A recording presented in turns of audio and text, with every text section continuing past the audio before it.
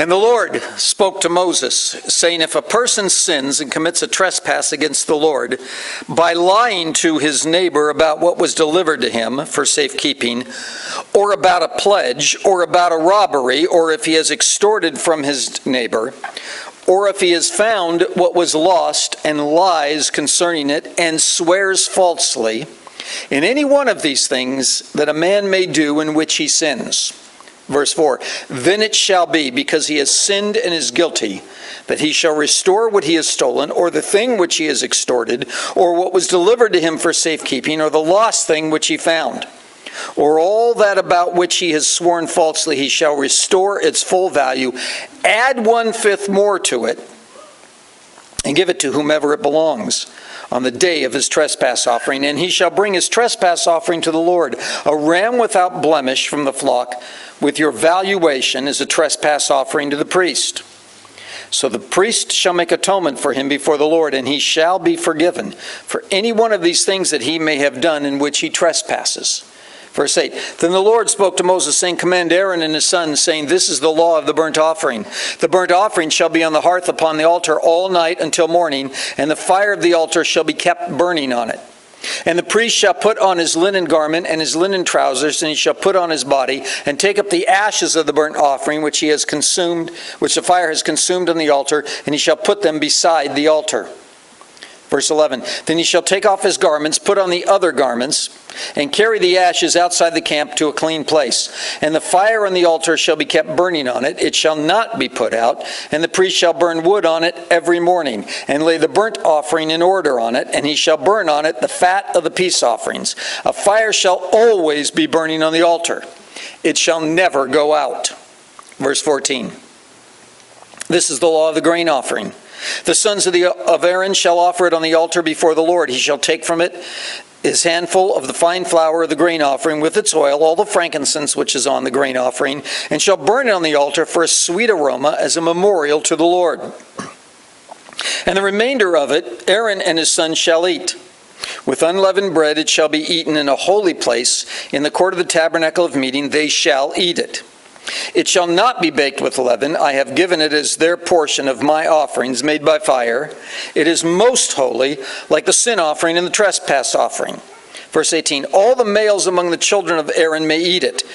It shall be a statute forever in your generations concerning the offerings made by fire to the Lord. Everyone who touches them must be holy. Verse 19, and the Lord spoke to Moses, saying, this is the offering of Aaron and his sons, which they shall offer to the Lord, beginning on the day which he is anointed. 1/10 of an ephah of fine flour is a daily grain offering, half of it in the morning and half of it at night. It shall be made in a pan with oil. When it is mixed, you shall bring it in.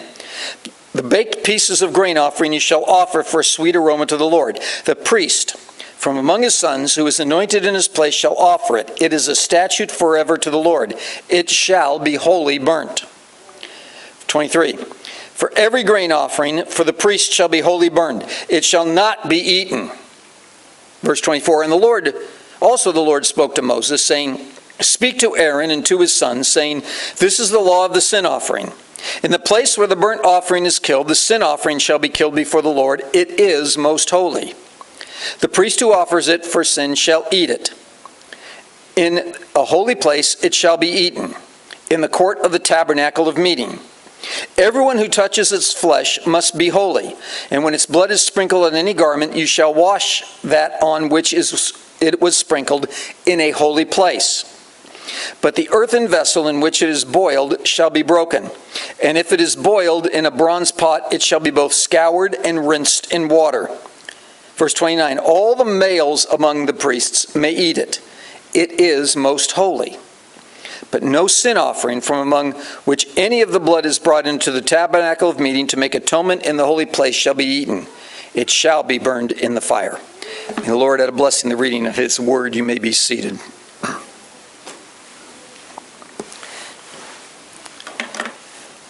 When I was younger, we had this idea of the sanctuary. And there were certain things you could and couldn't do in the sanctuary.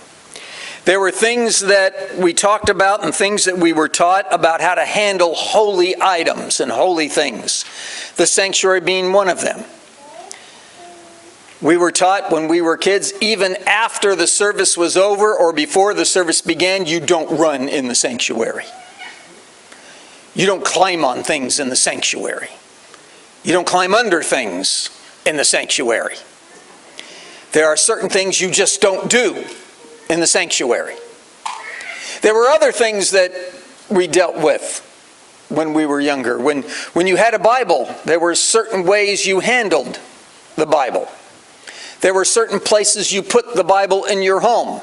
There were certain things that you did with it and didn't do with it. Some of my friends, I was not taught this, but some of my friends were taught, you don't write in your Bible. You don't make notes in your Bible. I guess today we would say you don't highlight your Bible. There were some things that we were taught you just don't do because of the view of some things were holy as compared to secular things. Now granted, we have eased up on that in our modern culture. I highlight my Bible, as I'm sure most of you do. I make little notes in my Bible, as I'm sure most of you do. It does not bother me to see a young child running up and down the sanctuary. That does not bother me. It might bother some of you, but it does not bother me because they're kids and I'd rather them be in here than out there somewhere on the streets running around. But at the same time, we have changed in our culture, and I might step on a toe or two this morning. I would say forgive me for that, but I don't care. I know, shame on me. But we've gotten to the point in so many cultures of so many churches, it doesn't matter anything you do in the sanctuary. It doesn't matter any way you dress when you walk into church. And I understand part of the argument is that better that they're here than not here. And I understand that. But we seem to have lost a sense somewhere of actually bringing our best before the Lord. Now granted, in our modern culture, if I were to take a poll and ask how many of you own a suit, as in a formal suit, they have discovered that most men today do not own suits anymore. That's something of the past. And I understand that. But at the same time, we've gotten into a culture that it almost doesn't matter. A friend of mine in California, years ago, had a church right along the beach. And he had girls coming in bikinis into the sanctuary. And he didn't know what to do until it struck him one day. Turn the air conditioner up big time. Make it so cold that when they walk in, they've got to cover up. He was glad they were there, but he thought there should be some decorum about the place. But this is what's become of the mentality today. It's as if it doesn't matter how I dress, what I do, what I say, where I go, how I handle the holy things. And that's the difference. The holy things versus the unholy or the secular things. Our passage here is going to be discussing the holy things. Now I know sometimes you pick up a passage like this in Leviticus as we've been going through Leviticus and you might go, oh, Pastor, we don't do burnt offerings anymore. Does it matter what we do? Does any of this matter? Yes, it does, because it teaches us something still. Remember, the Scripture says all Scripture has been inspired by God and is profitable. And then it gives a list of what is profitable. So we have to keep that in mind as we continue in our study. And at the very beginning of this chapter, of chapter 6, in the very first few verses, remember, this is the Lord speaking to Moses. This is what God is saying to Moses. Here are some rules, here are some regulations about holiness. In fact, this book really is about holiness and about how do we handle the holy things. And it begins with, if a person sins and commits a trespass against the Lord by lying to his neighbor. It begins with this very first thing, and something that we must remember, and we'll be reminded through this, that this is a sin. Even though it's a sin against a neighbor, it's still a sin against the Lord. When we sin, it's not against people, although it may be, but ultimately it's against God. And he starts off by saying, if a friend has asked you, a neighbor has asked you to keep something for him. And then what happens? By lying to his neighbor about what was delivered to him for safekeeping. Old story, old joke about a guy who walks up to his neighbor and says, "Hey, can I borrow your chainsaw?" Neighbor goes, "No, I can't lend it to you. My wife's doing the dishes." He looks and says, "What has that got to do with me borrowing a chainsaw?" He says, "Nothing, but one excuse is as good as another." And that is true. But when we stop and realize you borrow something, you lend something, you give something over to safekeeping, and it's not the issue of borrowing something. Borrow stuff. It's okay. Lend stuff. Nothing wrong with that. It's a neighborly thing to do. But the description here is lying about it. So I borrow Michelle's chainsaw. And then I like it so much I decide to keep it. And so when Michelle comes back to me and says, "Hey, Pastor, do you have my chainsaw? I need to use it." "Oh, I'm sorry, it got burnt up in a fire, Michelle." So I ended up throwing it away. Or, Michelle, I put it down for a moment in my garage. My garage door was open. I walked outside, came back, and it was gone. But really, I liked it so much, I decided to keep it myself. That's what it's talking about. Handing over something to a neighbor, and then you lie, or that person lies to a neighbor. And you think about it, it's anything that's included in this. It is a tool. In fact, in 2 Kings chapter 6, verse 5, it says, "But as one was cutting down a tree, the iron axe head fell into the water. And he cried out," this is from the School of Prophets, and he cries out, "Alas, master, for it was borrowed." In other words, he had such a concern over, I borrowed this thing, I'm responsible for it. And now I'm cutting this tree down, I reel back, and the axe head goes flying off, and it lands into the lake over there. And where is it, and how do I get down that far to get it out of there? Of course, you recall what happens is Elisha has the axe head float up, and he tells that member of the School of Prophets, go grab it while it's floating there.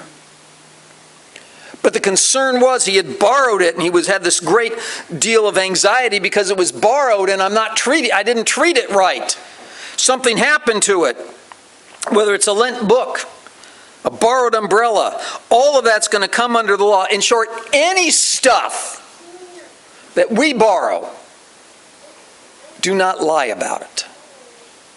Take care of it. Return it properly. That's where it's going, but the holiness aspect, the sin aspect, is lying about it. And then the next thing it says is, or, this is in the middle of verse 2, or about a pledge. Here's the business transaction. Here's something that's taking place of a pledge to buy something, a pledge over something. And then Proverbs chapter 20, verse 14, it says, "It is good for nothing," cries the buyer. "But when he has gone his way, then he boasts." Stock market's a funny thing. Somebody buys, somebody sells, and both think they're wise investors. It is a strange situation. But when we talk about a pledge, a business transaction, we're to be honest in it. The Lord goes on to Moses and says, or about a robbery. What one translation says, it's a thing taken by violence. Now that includes cases of oppression, cases of hardship, where power is dealt over somebody who's in a weak position, such as Naboth's case. You remember the story of Naboth and Ahab? Ahab is looking out of his palace window one day and sees Naboth's vineyard right next door. And it's a beautiful vineyard. Lush, gorgeous, fruitful. Ahab thinks, I want that vineyard. Now he's king, he should have whatever he wants, he figures. So he goes to Naboth, and he says in 1 Kings 21 verse 2, so Ahab spoke to Naboth, saying, give me your vineyard that I may have it for a vegetable garden, because it is next to my house. For it I will give you a vineyard better than it, or if it seems too good to you, I will give you its worth in money. In other words, I want this thing. I'll give you another one better than this one. I'll give you whatever you say the price is. I'll give you the value of it. Naboth responds, I can't sell it. This is my inheritance. This is my family's farm. This is my family's vineyard. It's been in our family for generations, long before this palace was ever built. It was here, and I need to take care of it. If you recall the story, Ahab goes back to his room and basically curls up into a fetal position and starts crying and whimpering and moaning and feeling bad for himself and having a little pity party when his wife Jezebel walks in and says, what is your problem? Okay, that's my translation, is what she said. What is your problem? He won't give me the vineyard. Get up, you whiny little boy. You're king. We'll get it. She goes off and has Naboth killed through deception of people being witnesses lying about him, hasn't killed. And then she walks back to Ahab and says, go ahead and walk over, take it, it's yours. Here it was by violence. I mean, it speaks of this form of oppression that is there. In fact, it says by a robbery or extorted from his neighbor. An oppression of some type over someone. And then it goes on, verse 3, or if he has found what was lost and lies concerning it and swears falsely. In other words, I know somebody lost something and there it is. Finders keepers. And the guy may walk up and say, hey, did you find my item? Nope. Not at all. Unconcerned whatsoever of the anxiety that may have been given to the person who lost it, the man refuses to part with what he found. Think about the selfishness in the extreme in each of these cases. See, in every one of them, what is the motivating factor? Greed. I know back in the 80s, one of the watchwords became from a movie, Wall Street, greed is good. But each of these is greed. Each of these is selfishness. And we're reminded all the way back in verse 2, every single sin is a sin against the Lord. But here's the issue. In each of these cases, and let's be realistic, in each of our cases, we have come to the conclusion, this expectation, that God will not notice our sin. God is so busy elsewhere, so concerned with everything else, my little sin God won't take notice of. But we know that's not true. That God notices everything.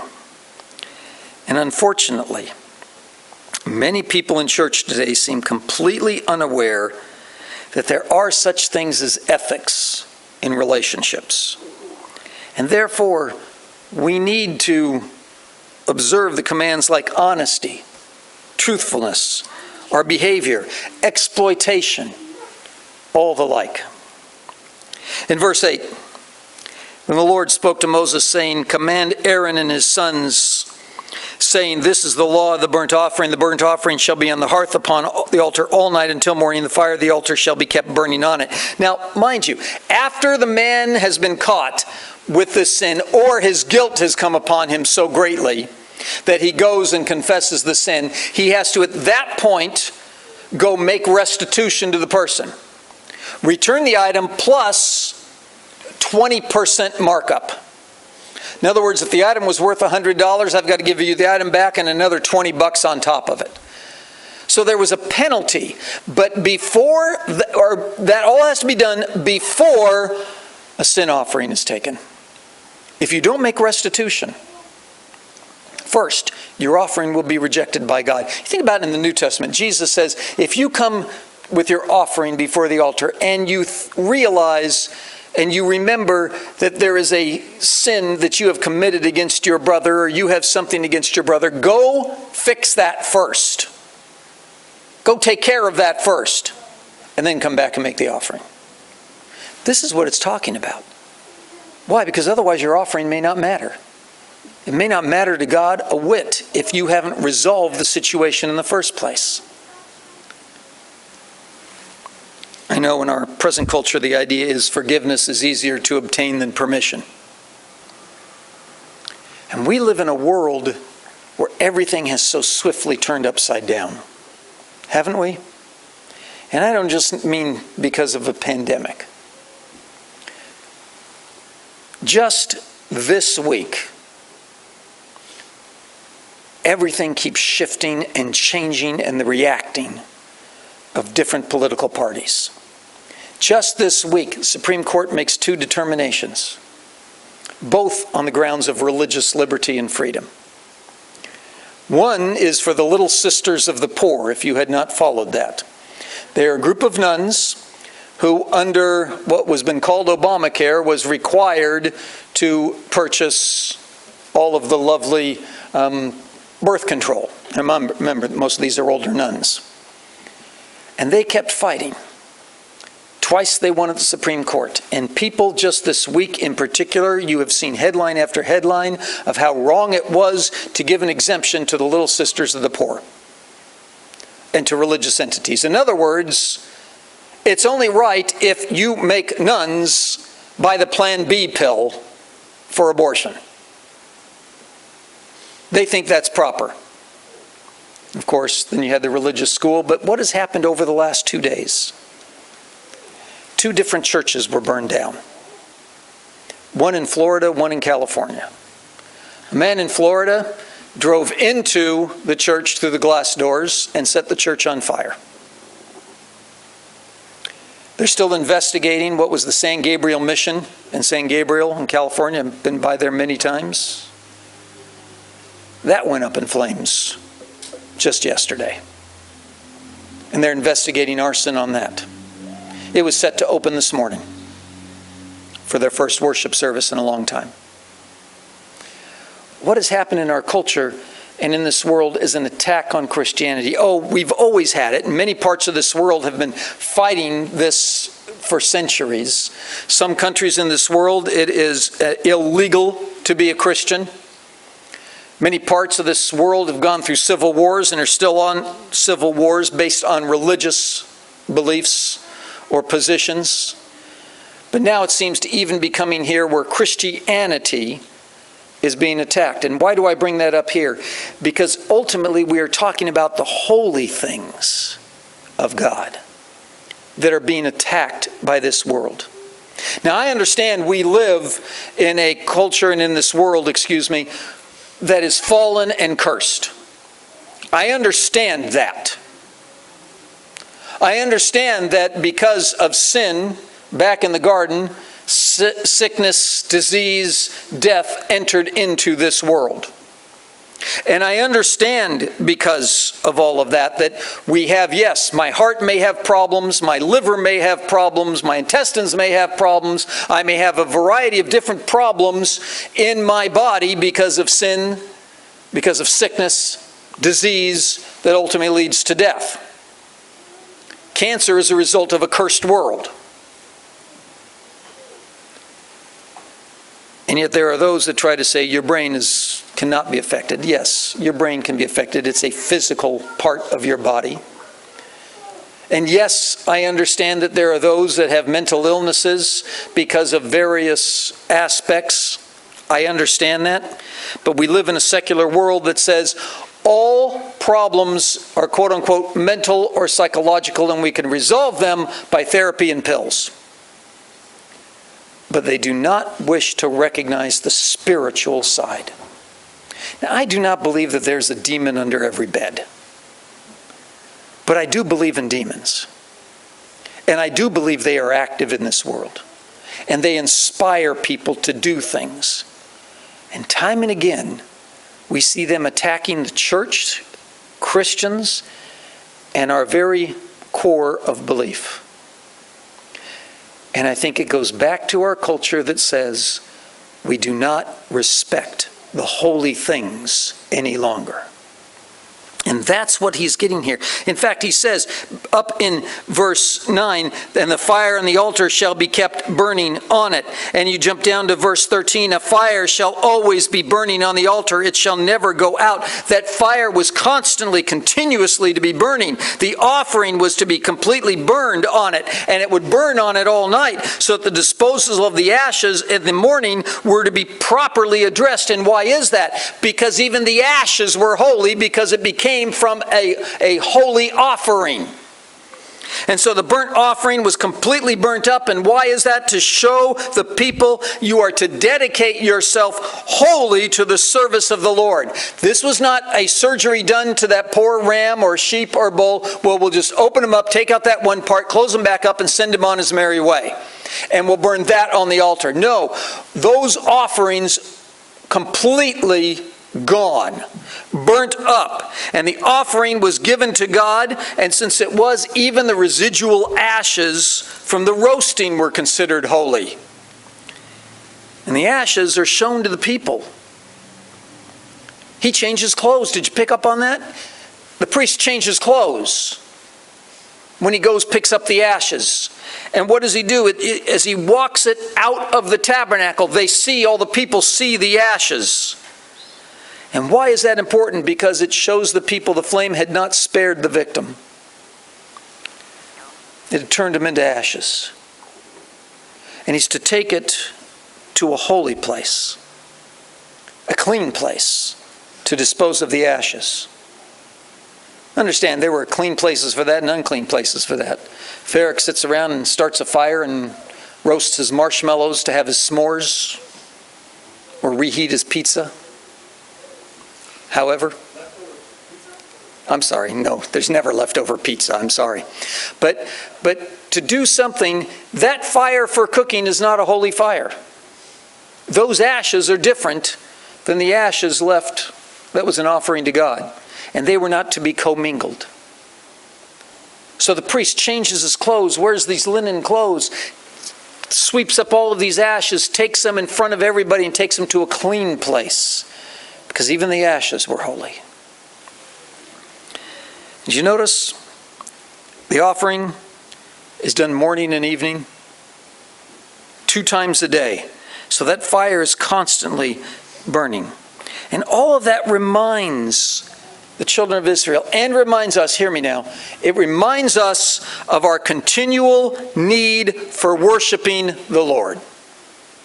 Both morning and evening. Not once a week, not just before we fall asleep at night and say our prayers, now I lay me down to sleep, whatever you pray. But a continual aspect of worship in our life. Think about that. That fire is burning. I don't know how many have ever been to Washington, D.C., have ever been to Arlington National Cemetery, and there you see the graves of John F. Kennedy. And there you see the eternal flame. See, this eternal flame can convey great symbolism. That fire was always going to be burning. It was never allowed to go out. Someone had to be there all night long, all day long, to put more wood onto it as necessary. And that symbolism was the fact that God's presence was among his people. You remember back in the book of Exodus when they were crossing, that what was happening? This pillar of cloud by day and pillar of fire by night was always with the children of Israel. And it signified God's presence with them. And that his own demands that his people should worship him alone. You know something else about the ashes? The priest had to do it. What a menial task.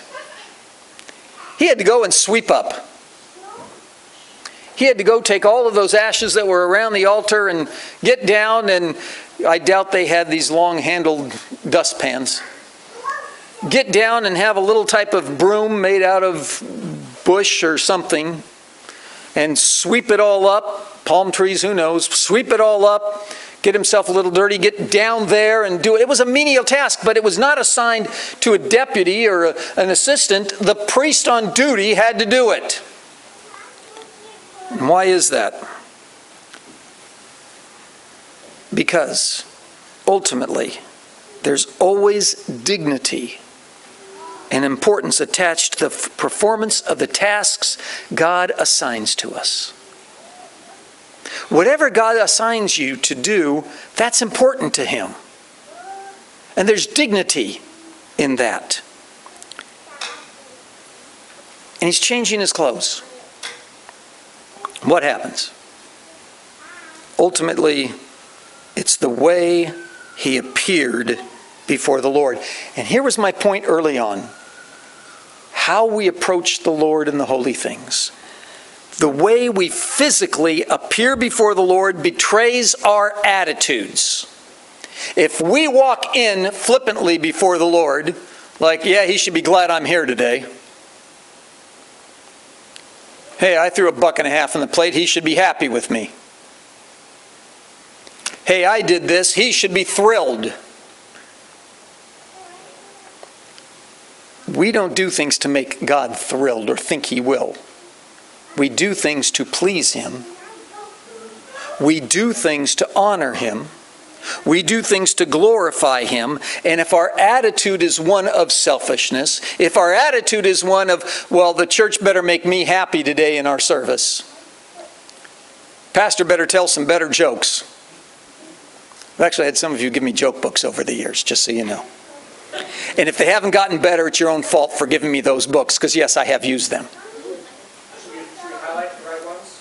Yes, highlight the right ones next time you hand me one.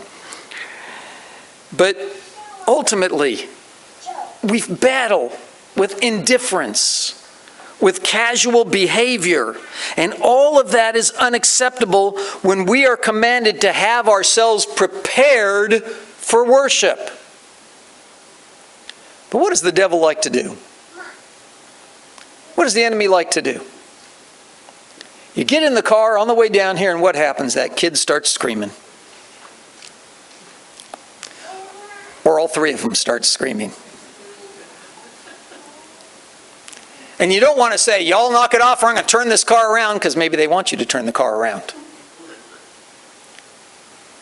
And what happens? You're on your way and all of a sudden those children don't stop, or your spouse just irritates you on something, and you walk in and you're just gritting your teeth because of this or that, or you get a flat tire, or somebody dings your car because you get into an accident, or it starts on fire, or something happens, and what happens? You walk in just going, I'm here.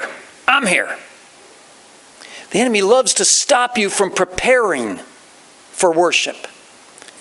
But the priesthood, the people, before they walked into the tabernacle grounds, had to prepare themselves for worship. We live in a world that's so quickly moving. I know not right now. We've even lost what day of the week it is half the time. We get in our car and we're here in a matter of minutes. Could you imagine living on the outskirts of the camp of the Israelites with 1 million people, living on the outskirts, and you were expected to get to the tabernacle as compared to those that lived closer? Now granted, today there are some of you who live a lot closer than others to this church. It might only take you about 3 or 4 minutes to get here. Others, you drive a half an hour. Could you imagine having to walk for an hour or more to get to the tabernacle? Maybe 2 hours if you're on the far outskirts of the camp. There's a lot of things that can happen on the way. You twist an ankle. The offering that you were leading all of a sudden runs off. All these things to irritate you. But you are to come prepared for worship. And honestly, for those in the cars longer than others, you have more time to prepare if the kids aren't screaming. You could listen to some praise music, some worship music. You could listen to the Bible on your phone. You could be doing a variety of things to prepare your heart for worship. And each of these cases, what we see is all this preparation going on before the actual worship itself. In verse 14 it says, "This is the law of the grain offering. The sons of Aaron shall offer it on the altar before the Lord." And what we're going to see in this passage, and I know our time is up, so let me just run through this quickly. What we see in this passage is the difference between the most holy and the holy. And you're thinking right away, okay, what is the difference between something most holy and something holy? Well, the difference that we see take place in here is what is offered to the Lord, that is for sin, for trespass, and what is a peace offering, what is a grain offering, what is a wave offering, what are all these other different types of offerings. And in a nutshell, what happens to something that is a whole burnt offering that you see in verses 8 through 13 as compared to the grain offering from verses 14 through verse 23, what you see is the difference is one thing is taken completely for the Lord, the priest gets nothing. And then the most holy, that is most holy, then there's another type of offering that's most holy where the priest actually gets a portion of it. And to put it in almost crass terms, the priest gets to eat part of it like for his lunch, but he has to eat it there on the grounds of the tabernacle. He doesn't get to take it home. He has to eat it then and there. That's the most holy. Then there's the holy, that the priest gets to take a portion home to his family. Part of the offering, whether it's a grain, whether it's an animal, he gets to take home with him and feed his family. There's a difference that takes place. And what ultimately doesn't matter, because we see in 1 Samuel chapter 2, for example, Hophni and Phinehas, two sons of Eli who were priests. Eli was high priest at the time of Samuel. In 1 Samuel chapter 2, what we see is Hophni and Phinehas not caring. They did all kinds of things on the temple grounds, or the tabernacle grounds. They did all kinds of things with the offerings. They would extort people as they came in to bring the offerings, like, no, give me a portion. And the people would say, well, aren't you supposed to get a portion after I offer it? Nope, I want my part now. Or, you're not supposed to get any part of this, aren't you? That's all supposed to be burnt? Nope, I'm taking part of it now. They didn't care what the Lord had to say. And listen, let me finish up with this. We must fulfill the Lord's will in the manner He prescribes it, not as we think it should be done. Did you hear that?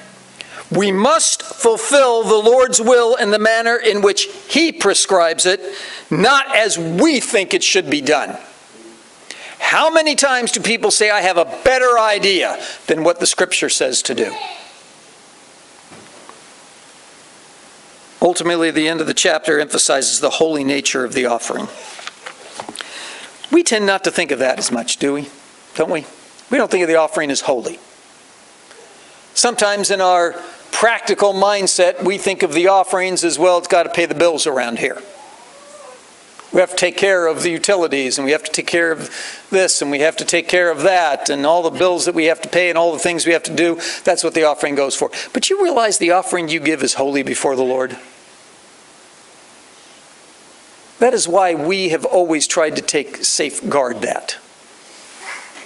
That's why, for example, as I've stated many times, I have no idea who gives what, and I don't want to know. It's not my business to know. Ultimately, that's between you and the Lord and the IRS. That's another story. But ultimately, that's between you and the Lord.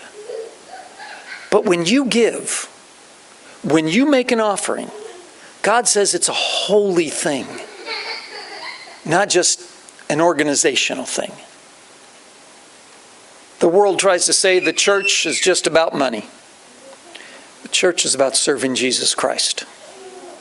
The world doesn't like that, and there will be those who will continually try to attack the church, close the church, burn the church down, stop the church, as we discussed last week, from singing, stop the church from doing what it does as worshiping God.